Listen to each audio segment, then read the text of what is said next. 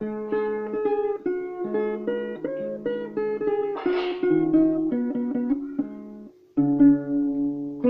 bang mu da ra ye mong trong tao bị câu bị tông ya mu ya bang mu da ra ye mong trong tao bị câu bị tông ya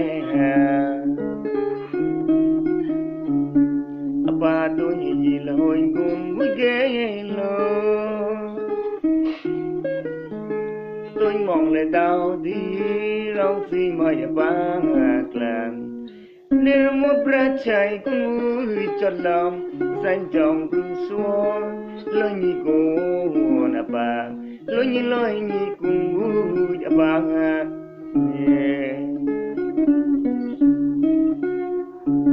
tôi nhị là ba ơi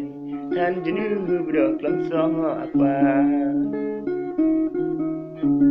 apa tôi nhị lối cũng vui là ba ơi nhị để tim đút trái rơi cục lại mong dài cũng muốn lối nhị cũng vui à ba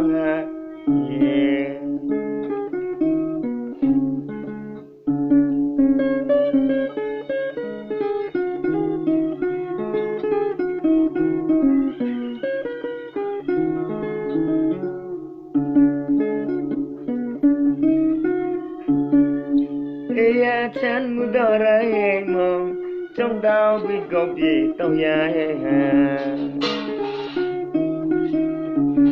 apa tôi nhị là hoành cùng vui ghé lo tôi mong là tao đi rong xi mà ya ba làm để một bữa chạy cũng vui cho lòng xanh trong rừng xuống lối nhị cô na ba lối nhị cũng vui cho ba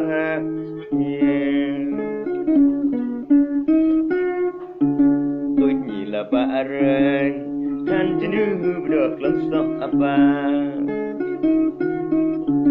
apa tôi nhị lối cũng vui là ba ơi nhị để tim đút trái rơi cục lại mong dài cũng muốn lối nhị cũng vui đã ba